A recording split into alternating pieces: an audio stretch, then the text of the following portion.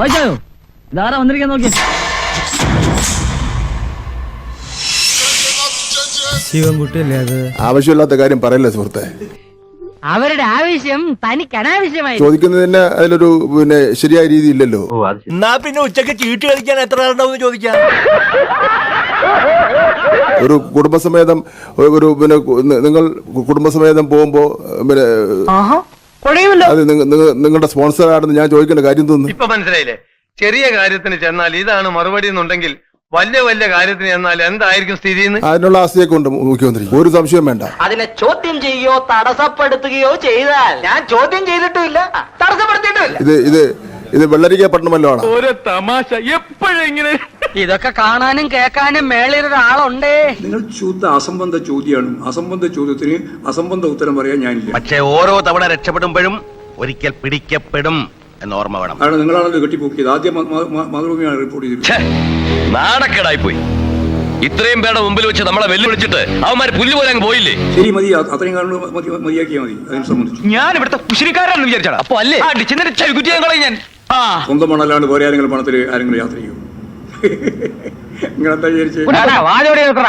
നിനക്ക് ഈ ഇളിപ്പാണ് നല്ലത്. എടാ, ദൈവം ഓരോ കാര്യത്തിനും ഓരോരുത്തരെ സൃഷ്ടിച്ചു വിട്ടിട്ടുണ്ട്. അതിന്റെ ഒരു ഉദാഹരണമാണ് നീ. നിങ്ങളെന്തോ പുതിയ പോയിന്റ് കിട്ടിയ പോലെ നാളെ രാവിലത്തെ പത്രത്തിൽ എഴുതാൻ വേണ്ടിയില്ലേ?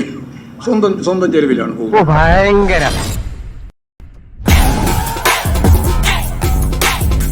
നമ്പർ 1 റൗഡി ഒരുത്തനുണ്ട്, ഈരാളി. കേട്ടിട്ടുണ്ടോ? പോലീസിന് പോലും പേടിയാ. ഓടിക്കോ കീലേരി.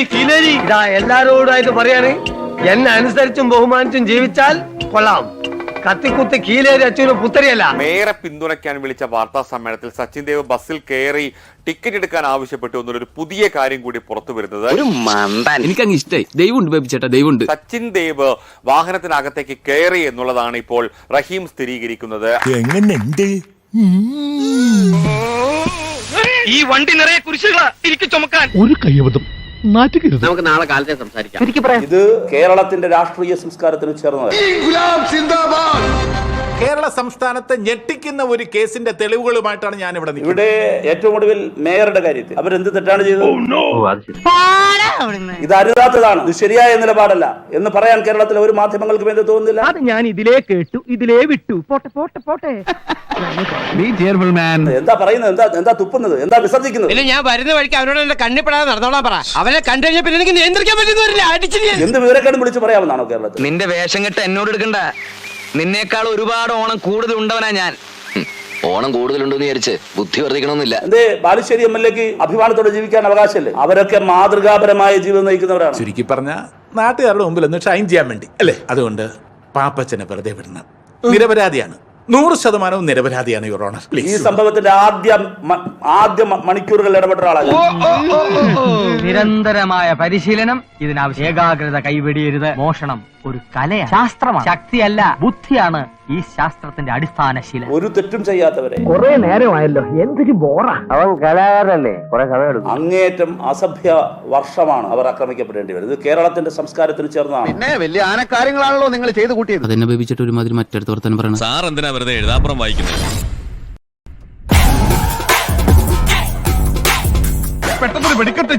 ഇത് ഈ നാട്ടുകാരുടെ മനസ്സിന്റെ ഒരു സന്തോഷ പ്രകടന. എന്റെ എല്ലാവർക്കും ഭ്രാന്തായി. അയ്യോ, ഇന്ന് അതിരാവിലെ സംഭവിച്ചൊന്നും ജനാർദ്ദനെ കുറിച്ച് പറഞ്ഞില്ലേ?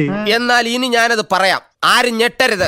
മേയറായിട്ട് ഇവരെ തീരുമാനിച്ചപ്പോൾ ആ ദിവസം തന്നെ ഒരു ഇന്റർവ്യൂ റിപ്പോർട്ടർ ആര്യ രാജേന്ദ്രന്റെ ബാക്ക് ഹിസ്റ്ററി ചോദിക്കുകയാണ്, എന്താണ് താനാരാണെന്ന് തനിക്കറിയാമേലെങ്കിൽ താൻ എന്നോട് ചോദിക്ക്, താൻ ആരാണെന്ന്. തനിക്ക് ഞാൻ പറഞ്ഞു തരാം താൻ ആരാണ്. ഞാൻ കോളേജിൽ പഠിച്ചുകൊണ്ടിരിക്കുകയാണ്. പക്ഷെ പാർട്ടിയിൽ നിന്ന് നിർബന്ധിച്ചത് കൊണ്ടാണ് ഞാൻ കൗൺസിലറായത്. ഇപ്പോൾ യാദൃച്ഛ്യമായി ഞാൻ മേയറായി. ഇവനെയൊക്കെ വള്ളിച്ചൂടിൽ അടിക്കാൻ ഇവിടെ ആളില്ലാഞ്ഞിട്ടാ. അടിക്കാൻ ഇങ്ങോട്ട് വാടാ പുല്ലേ. ഞങ്ങളെ മുഖ്യമന്ത്രിയായിട്ട് അടുപ്പമുള്ളവരാ. തന്റെ ലൈസൻസ് ഞാൻ ക്യാൻസൽ ചെയ്യിച്ചു. പക്ഷെ എന്റെ ആഗ്രഹം എനിക്ക് ഒരു MBA പഠിക്കണം. MBA കഴിഞ്ഞ ഉടൻ തന്നെ എനിക്ക് അഡ്മിനിസ്ട്രേറ്റീവ് സർവീസിൽ പോകണം. അതിൽ തന്നെ ഞാൻ IPS ആണ് പ്രിഫർ ചെയ്യുന്നത്. ഒന്ന് പറഞ്ഞു കൊടുക്കി. ഇപ്പം പൂതി പറയണല്ലേ. ഞാൻ IPS ആണ് പ്രിഫർ ചെയ്യുന്നത്. മനസ്സിലായി. പൊന്നോ ഒടുക്കത്താ. പിന്നെ പരിശോധിച്ചപ്പോൾ ഇവരുടെ അക്കാഡമിക് ക്രെഡൻഷ്യൽ എന്തൊക്കെയാണ് അന്ന് പരിശോധിച്ചു. അന്ന് തന്നെ പരിശോധിച്ചു. വേണ്ടായിരുന്നു. LBSല് പഠിച്ച് കുറച്ച് നാൾ കഴിഞ്ഞപ്പോൾ അവർക്ക് അവിടെ പഠനം തുടരാൻ കഴിയില്ലായിരിക്കാം. എന്തായാലും അവിടെ നിന്ന് TC വാങ്ങിച്ചിരിക്കാം. ടി സി വാങ്ങിച്ച് ആർട്സ് സയൻസ് കോളേജിൽ അടുത്ത വർഷം ചേർന്നു. അവരുടെ മാർക്കുകൾ സർവകലാശാലയിൽ പരിശോധിച്ചപ്പോഴാണ് ഡിഗ്രി മാർക്ക് ലിസ്റ്റിന്റെ കോപ്പി എന്റെ കയ്യിലുണ്ട്, ഡേറ്റ് ഓഫ് ബർത്തും ഉണ്ട്. എന്താ കാണണോ? മാത്തമാറ്റിക്സിന് 0 മാർക്കാണ്. സെക്കൻഡ് സെമിസ്റ്ററിൽ മലയാള ഗദ്യ സാഹിത്യത്തിന് 7 മാർക്കാണ്. ഇങ്ങനെയുള്ള ഒരാളിനെയാണ് CPM മേയറായി നിയമിക്കുന്നത്. മാത്രമല്ല അവർക്കൊരു പ്രൊജക്ഷൻ കൊടുക്കുകയാണ്, ഭാവിയിൽ IAS ആണ് IPS ആണെന്ന്.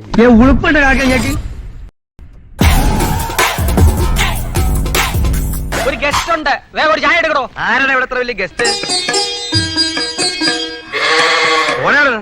അവന്റെ അമ്മായിമ്മയുടെ കെട്ടിയോനല്ലേ ഞാൻ? ഉള്ളതേ പറയത്തുള്ളൂ, ഇല്ലാത്തത് പറയാൻ മടി കാണിക്കത്തില്ല. നല്ല ലക്ഷണം കെട്ട മുഖമാണ്. നിങ്ങൾ പലർക്കും എന്നെ പരിചയം ഉണ്ടാവില്ല, എന്റെ പശ്ചാത്തലവും അറിയാൻ വഴി ഞാൻ സ്വയം പരിചയപ്പെടും. ഞാൻ ഇത്രയോ ചാടത്തെണ്ടി. എന്തിനാണോ ഇവരൊക്കെ അകത്തോട്ട് പറഞ്ഞു വിടുന്നത്? അവിടുന്ന് എന്തെങ്കിലും കൊടുത്ത് പറഞ്ഞു വിട്ടുകൂടെ? എന്നെ പിച്ചക്കാരനാക്കല്ലേ. ഇത്രയോ ചാടത്തെണ്ടി വേറെ ഇല്ല എന്ന് ഈ സംഘാടകരുടെ മനസ്സിലുണ്ട്. കാരണം 1 മണിക്കൂർ തീ തീറ്റിച്ച് ഞാൻ എളുപ്പല്ലോ ഈ ആദ്യം ഓരോ സാധനങ്ങൾ കിട്ടാൻ. കയ്യിലിരിക്കണ കാശ് കൊടുത്ത് കടിക്കണ പട്ടിയെ വാങ്ങി എന്ന് പറഞ്ഞ പോലെ കലിപ്പ് തീരും വരെ ഞാൻ നാണം കെടുത്തും കേട്ടോ.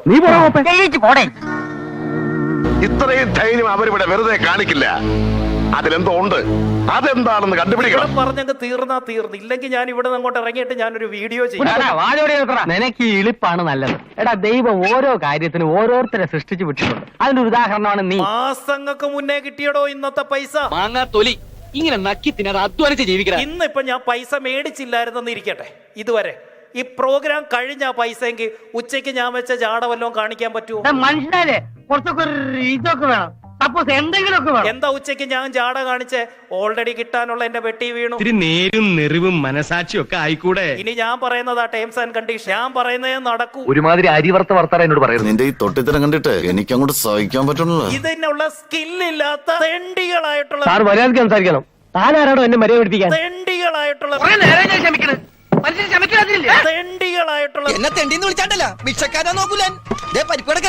തെണ്ടികളായിട്ടുള്ള ബിസിനസ്സുകാരാ ഈ കസ്റ്റമറുടെ പുറകെ നടന്ന് തെണ്ടുന്ന. ഈ മനസ്സിൽ കുഷ്ടം വെച്ചിട്ട് എത്ര ദൈവങ്ങളെ ഫോട്ടോ ഫ്രെയിം ചെയ്തിട്ട് ഒരു കാര്യം. നാണമില്ലയോടാ നിനക്കൊക്കെ? നാണം ഉണ്ടോ നിനക്ക്? എല്ലാവരെയും നക്കാപ്പിച്ച കാശും മേടിയിൽ ആളാവേണ്ട വല്ല കാര്യമുണ്ടോ? രാവിലെ ഞാൻ ഓരോരുത്തന്മാർ കെട്ടിയെടുത്തോളൂ, പൂവും കായും.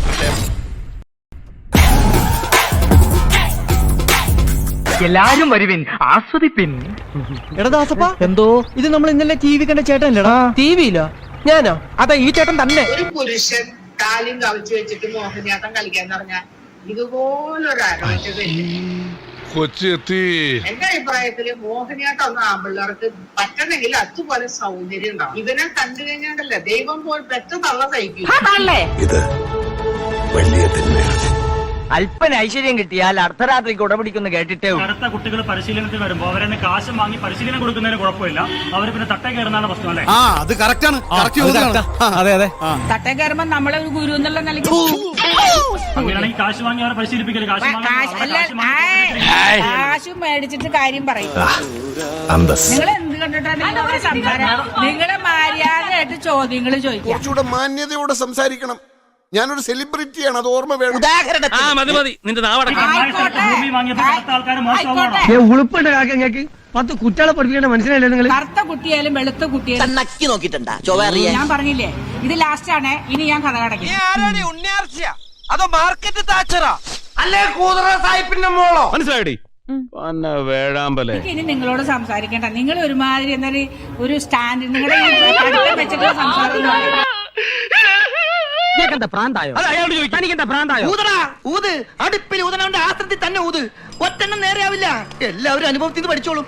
വെറുതെ അല്ല അനുഭവങ്ങൾ പാച്ചാളികൾ എന്ന് പറയണത്. തല്ലി കളഞ്ഞാ പോവില്ല അവര്, മനസ്സിലായ? തല്ലി കളഞ്ഞാ പോവില്ല. ഒരു ഭീരുവിനെ പോലെ 1000 തവണ മരിക്കുന്നതിനേക്കാൾ നല്ലത് ധൈര്യത്തോടെ ഒരു ദിവസം ജീവിക്കുന്നതാണ് നല്ലതെന്നാണ് എന്റെ അച്ഛൻ എന്നെ പഠിപ്പിച്ചിട്ടുള്ളത്. ഒരു 6 ഇഞ്ച് നീങ്ങി ഒരു ചുവന്ന സ്വിച്ച് കാണുന്നുണ്ടോ? കാണുന്നുണ്ട്. ഈ സ്വിച്ചിന്റെ കാര്യമാണ്. ചുവന്ന സ്വിച്ച് അമർത്തിയോ? അമർത്തി.